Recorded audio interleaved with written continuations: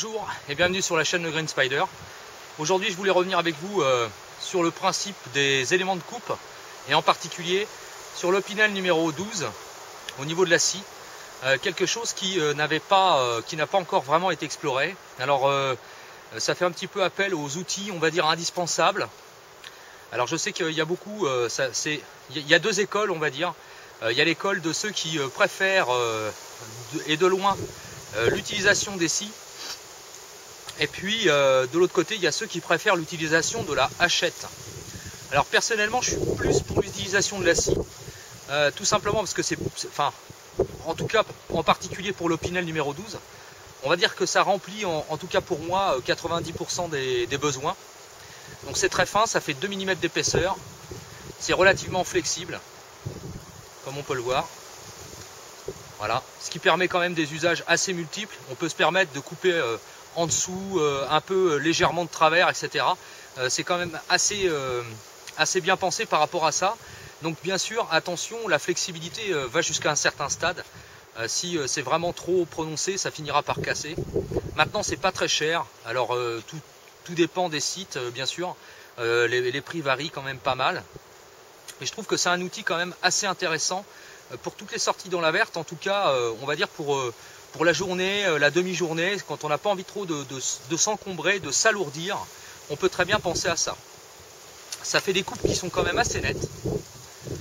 Alors on peut aller jusqu'à des sections qui font pratiquement le double de ça. Moi je l'ai déjà essayé, hein, avec des sections de 15 cm à peu près de diamètre. Ça passe sans trop de problème. Il faut jouer un petit peu au-dessus, en dessous, mais ça passe bien. Seul inconvénient, c'est que c'est une scie qui est efficace en tirant. C'est-à-dire que quand on pousse, c'est pas nécessairement prévu pour couper, ça coupe en tirant. Donc ça c'est pour moi un petit peu le point noir, parce que j'ai une nette préférence quand même pour les scies qui fonctionnent dans les deux sens. Ceci étant, c'est quand même très très efficace. Il n'y a vraiment pas besoin de beaucoup d'efforts pour que ça fonctionne. Voilà, vraiment je force pas, on arrive à obtenir des choses quand même très très intéressantes, même sur du bois très très sec et résineux, comme le pin par exemple. C'est quand même assez résineux malgré tout. Et quand c'est très sec, c'est quand même assez solide. Donc ça marche très bien. C'est pliable, bien sûr, grâce au système de la virole.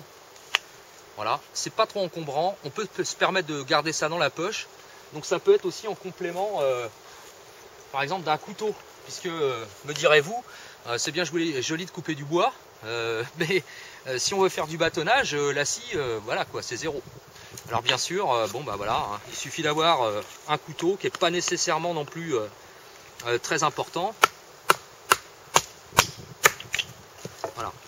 Et on peut se débrouiller à faire un peu de bâtonnage quand on a envie de faire un peu de feu et qu'on n'est pas vraiment dans des conditions, on va dire, extrêmes. Voilà, ça fait son travail. On coupe les sections de bois que l'on veut réduire, et puis après, voilà, il suffit d'avoir un couteau sur soi et pas nécessairement de grande taille. Donc là, c'est quelque chose qui est complètement artisanal. C'était mon ami Spirit Beer Doza qui me l'avait confectionné. C'est l'une de ses premières réalisations qui fonctionne extrêmement bien.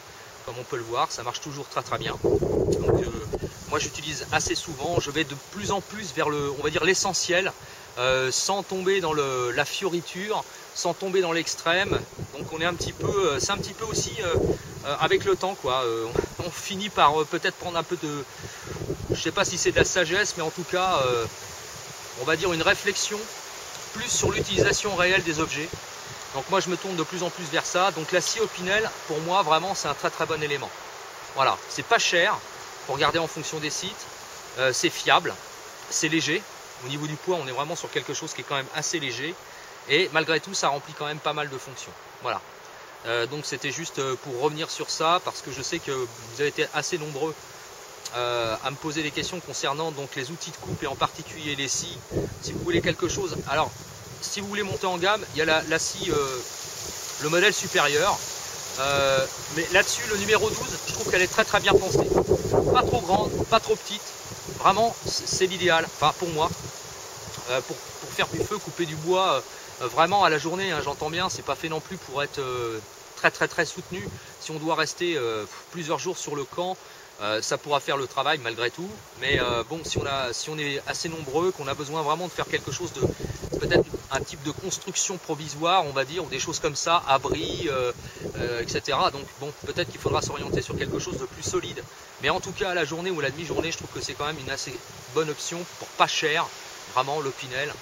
Voilà, une valeur sûre à mon sens. Voilà, n'hésitez pas, si vous avez des commentaires ou des questions, c'est toujours en bas que ça se passe ou par message privé. Je vous laisse avec quelques images, quelques vidéos prises par-ci par-là. Je vous dis à très bientôt, aux alentours du 15 novembre prochain. Et d'ici là, portez-vous bien et carpe diem. Salut!